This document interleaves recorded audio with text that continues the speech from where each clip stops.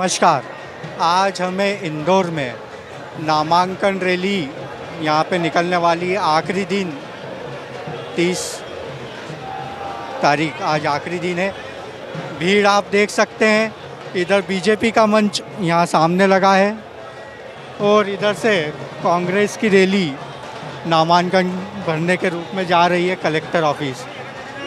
कांग्रेस और बीजेपी दोनों एक ही जगह यहाँ पे मिली हुई है। कुछ कार्यकर्ताओं से बात करेंगे, कुछ नेताओं से बात करेंगे और जानने की कोशिश करेंगे कि माहौल क्या है। वरिष्ठ कांग्रेस नेता पंडित कृपाशंकर शुक्ला, प्यार से इनको इंदौर के नेहरू जी भी कहते हैं, इन्हीं से बात की शुरुआत करते हैं। आइए बताइए क्या माहौल बनेगा पंडित जी।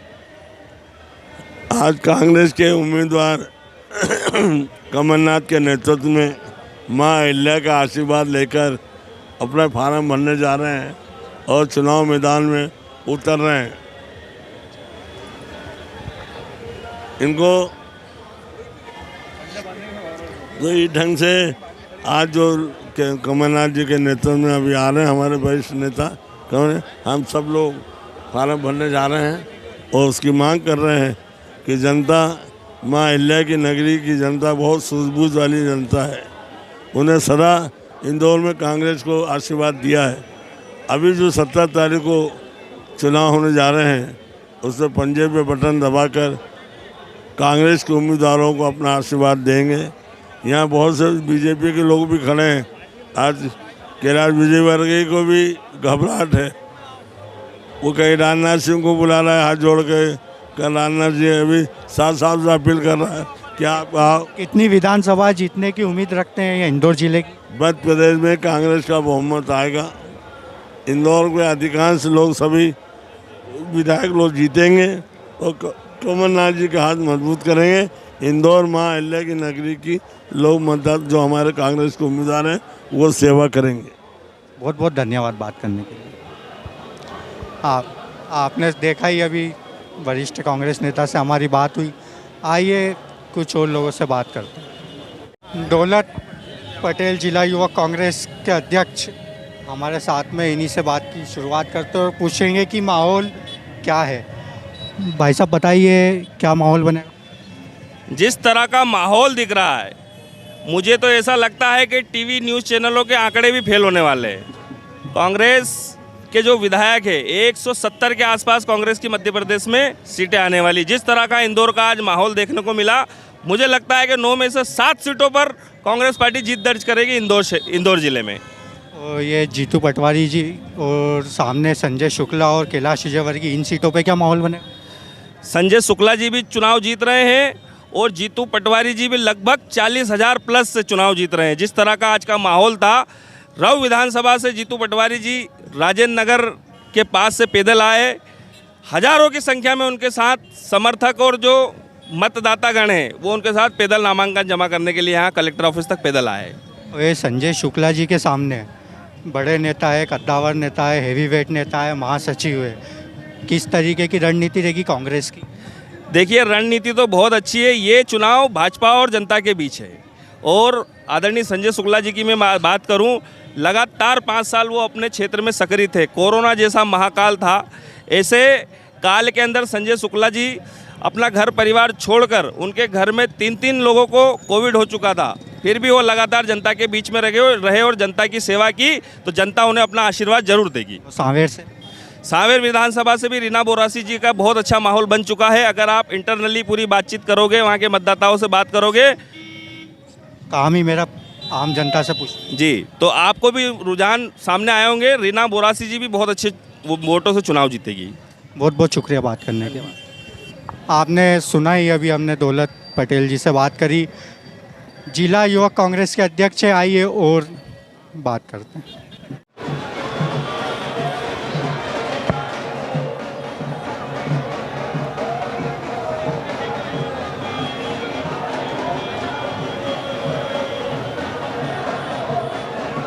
कुछ कांग्रेस कार्यकर्ता हमारे साथ में, इन्हीं से बात की शुरुआत करते हैं। बताइए भाई साहब आपका नाम? मेरा नाम वीरेंद्र सिंह तंवर। कहाँ से? राव विधानसभा से। क्या लगेगा उधर? जीतू पटवारी जीत रहे, युवा है, युवा चेहरा है। वो जो उनके सामने कैंडिडेट है, उनके पिता तुल्य, पिता समान है। तो पिताजी घर बैठे, वो बच्चे काम पे जाए तो अच्छा लगेगा कि पिता काम पे जाएगा, बच्चे घर बैठेंगे अच्छा लगेगा। वेड़े आएंगे घर? बैठेंगे, बिल्कुल बैठेंगे। पिछली बार लीड क्यों कम हो गई? कुछ कार्यकर्ताओं की कमी थी और कुछ पार्टी की मोदी लहर चली थी, उसके कारण थोड़ी लीड। लहर कहाँ चल रही थी? लहर तो कांग्रेस की। मोदी का नाम ही चल रहा था ना उस समय। तो जिन्होंने अपने कंधे पे आलू का कट्टा 68 किलो का रहता है, उसको भर के बिजलपुर से मंडी तक लाए किसानों के विरोध में। 3,000 रुपये क्विंटल का कहा शिवराज सिंह चौहान को भरी विधानसभा में कि किसानों के 3,000 रुपये क्विंटल गेहूँ क्यों नहीं करते हो। ऐसी बीजेपी की सरकार सुन नहीं रही। इसके विरोध में कांग्रेस पार्टी सक्रिय है और आने वाले समय में जीतू पटवारी के नेतृत्व में विधानसभा तो जीतेंगे। मध्य प्रदेश में कांग्रेस की कमलनाथ की सरकार बनेगी और उसके बाद 3,000 रुपये क्विंटल किसानों को गेहूं का समर्थन मूल्य मिलेगा। कितने वोटों से जीतने की उम्मीद है? कम से कम 30,000 वोट। 30,000 वोट से। 30,000? जी हाँ। पिछली बार लीड कम हो गई थी, 5,000 5,500 पे रहेगी। कहीं ना कहीं गलती होगी, लेकिन वो गलती को भुनाकर फिर से एक बार पुनः किसानों की लड़ाई लड़ने के लिए, आम जन की लड़ाई लड़ने के लिए जीतू पटवारी तैयार है। पूरे प्रदेश में उन्होंने ऐसा माहौल बना दिया जो किसान उनके लिए आकर्षित होकर कमलनाथ। सीटों की उम्मीद है? कम से कम 150 सीट कांग्रेस की आएगी इस बार। आपका नाम? मनीष, जनपद सदस्य हरसोला। सबका नारा सबका प्यार, अपना जीतू पटवारी। जीतू पटवारी जिंदाबाद, जीतू पटवारी जिंदाबाद, जीतू पटवारी जिंदाबाद, जीतू पटवारी। जीतू पटवारी कांग्रेस की रैली है यहाँ पे निकलते हुए आ रही है। पीछे देख सकते हैं आप, पूरा झंडे ही कार्यकर्ताओं की यहाँ पर भीड़ है। भाई साहब बताइए। हाँ भैया, क्या लगता है माहौल? माहौल एक तरफा कांग्रेस आ रही है भैया। कितने वोटों से जीतने की उम्मीद है? देखिए, जीतू पटवारी जीत रहे हैं 40,000 वोटों से राहू विधानसभा में। जी भैया, बोलो। स्पष्ट बहुमत आ रहा है, कांग्रेस की सरकार बन रही है और जीतू पटवारी जी 40,000 वोटों से अपने विजय मत प्राप्त करेंगे, क्योंकि विकास पुरुष है। पिछली बार लीड क्यों कम हो गई थी? पिछली बार कोई कारण रहा होगा, लेकिन इस बार विकास इतना किया। जीतू भाई ने विपक्ष में रहने के बाद भी विकास की गंगा बहाई है। निश्चित ही जीतू भाई 40,000 मतों से विजय प्राप्त करेंगे।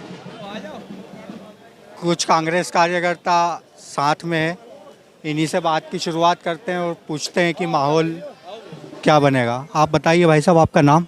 मेरा नाम पप्पू पटवारी। कहाँ रहते हैं? मैं बिजलपुर, राहू विधानसभा। राहू विधानसभा। क्या स्थिति उधर की? जीतू भैया जीतेंगे पटवारी जी। कितने मतों से? ये करीब 55,000 से ऊपर। पिछली बार 5,000 से क्यों रह गए? उस बार इतनी मेहनत नहीं करी थी। अब की बार मेहनत कर रहे हैं? अब की बार मेहनत कर रहे हैं। पिछली बार मेहनत क्यों नहीं करी? वो ऐसा लग रहा था कि 50,000 से जीत जाएंगे, तो फिर कम पड़ गई लीड। तो इस बार 55,000 से ऊपर जीतना है, तो अगली बार की भी कसर पूरी करना है। हाँ। और ये मधु वर्मा जो भाजपा प्रत्याशी है, हाँ। उनका क्या स्थिति? अरे उनकी तो बहुत खराब स्थिति थी। वो तो उनका पहला चुनाव भी उनके बूथ से ही हार गए थे, और इस बार तो और ज़्यादा वोट से हारेंगे उनके बूथ से। और इनका कोई ऐसा कोई व्यवहार भी नहीं है कि ये जीत सके। ये तो बीजेपी ने उनको क्यों टिकट दे दिया यही मालूम नहीं तो वो तो उनका क्या है कि एक टैंकर भेज देते थे और पूरे जनता को लड़ाते थे। ऐसा था मधु वर्मा का तो व्यवहार। आज भी कहीं से पूछ लोगे तो कोई बताएगा ही नहीं, और अधिकतर तो ये जनता जानती नहीं कि मधु वर्मा कौन है। अच्छा, जनता जान? नहीं, जनता नहीं जानती मधु वर्मा को, बहुत कम जानती है। क्या नाम?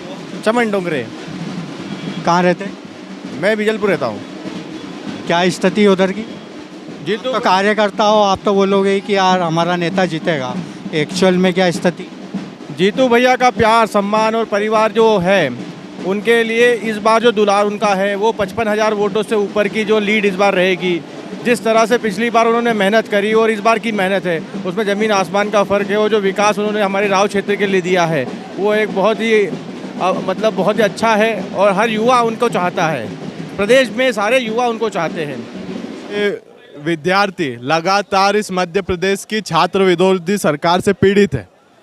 वो चाहे 3 साल का यूजी कोर्स 5 साल में कंप्लीट करने की बात हो, वो चाहे विद्यार्थियों की स्कॉलरशिप समय पे नहीं देने की बात हो, वो चाहे पटवारी जैसी बड़ी परीक्षा में घोटाला करवाने की बात हो, वो चाहे कंपटीशन एग्ज़ाम्स पीएससी एग्ज़ाम्स समय पे नहीं करवाते, 3-3 साल तक रोक देते हैं, जिससे विद्यार्थी जो छात्र मेहनत करता है अपने परिवार से दूर, उसके माता पिता अपना पेट काट काट कर अपने बच्चे को पढ़ाते हैं, वहीं दूसरी तरफ सरकार छात्र विरोधी काम करती है। पैदल गए था? मैं पटवारी परीक्षा में जो घोटाला हुआ था उसके विरोध में सीएम हाउस तक इंदौर से पैदल गया था। क्या हुआ फिर उस घोटाले का? हम सीएम हाउस पर गए और मुख्यमंत्री जी को ज्ञापन सौंपा। कुछ हल निकला उसका? जांच के आदेश दिए।